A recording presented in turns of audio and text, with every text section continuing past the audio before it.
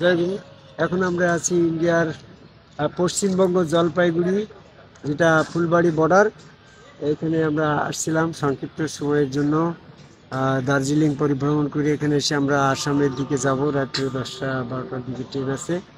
এই মুহূর্তে দাঁড়িয়ে একটা সংক্ষিপ্ত কথা বলতে চাচ্ছি। বর্তমানে পৃথিবীতে ধর্মীয় দৃষ্টিভঙ্গির পরে দুইটা দল। একটা দল হচ্ছে তারা বলছে ওয়াহিদ আল্লাহ বিশ্বাসী, আর একটা দল আহাদ আল্লাহ বিশ্বাসী। এই দুইটা দলের ভিতরেই আমাদের কোরআন ভিত্তিক সঠিক দল কোনটা, এই মর্মে আমি কিছু কথা বলতে চাই।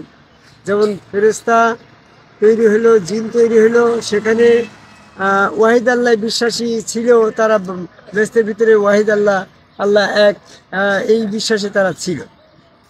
কিন্তু বর্তমানে যখন মোহাম্মদ সাল্লাল্লাহু আলাইহি সাল্লামের পরে কোরআন নাজিল হইল, সাহাবারা যখন ওই রসুল সুরতে আল্লাহ বিশ্বাসী সেখানে সেজদা ভক্তি দিল, তখন ওয়াহিদ আল্লাহ বিশ্বাসী যে সমস্ত দলগুলা মানুষের ভিতরে ছিল, ইবলিসের অনুসারী, তারা বলল যে আল্লাহ তো এক, তোমাদের আল্লাহ মোহাম্মদের মতন আদমের ভক্তের জন্য তার আদমের মতন, ঈসার ভক্তের জন্য ঈসার মতো, তোমাদের আল্লাহ তো বহু আল্লাহ।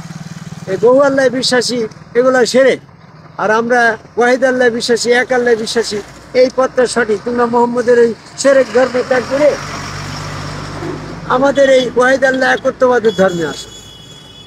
তখন আল্লাহ রাব্বুল আলামিনের পক্ষ থেকে ওহী নাজিল হয়ে গেল, সূরা ইখলাস নাজিল হয়ে গেল।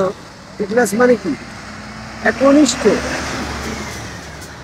একনিষ্ঠ চিত্তে বিশ্বাসী। সেই বিশ্বাসটা হলো আল্লাহর সম্পর্কে। তখন আল্লাহ পাক আয়াত দিয়ে দিল,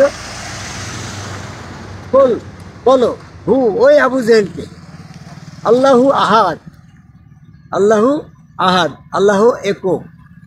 কারণ আদম আলাইহিসসালাম ছিল আল্লাহর একক, ঈসা আলাইহিসসালাম, মুসা আলাইহিসসালাম, নূহ আলাইহিসসালাম ছিল আল্লাহর একক, মুহাম্মদ সাল্লাল্লাহু আলাইহি সাল্লাম আল্লাহর একক, মানুষ আল্লাহর একক, যার যার গুরু রসুল তার সেটাই মানুষ আল্লাহর একক।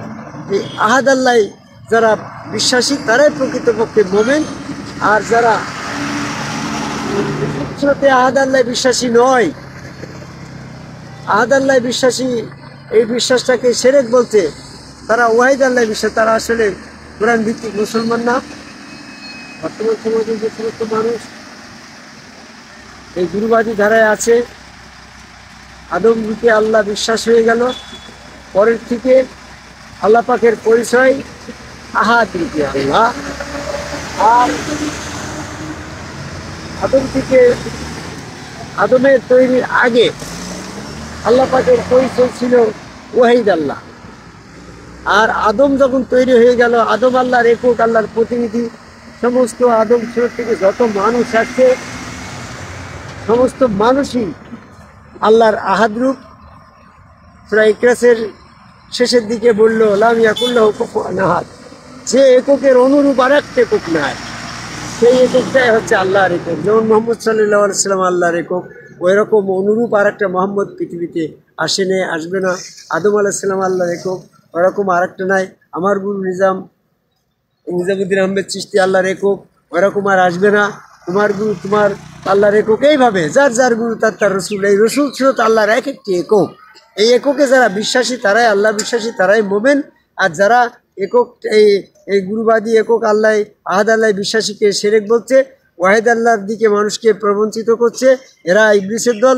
ইবলিস আহাদ আল্লাহ বিশ্বাস করল না বলে আদম সেজদা করে নাই, আর সে ওয়াহিদ আল্লাহ বিশ্বাসী ছিল, সেই বিশ্বাসের কারণে সে কাফের হইল।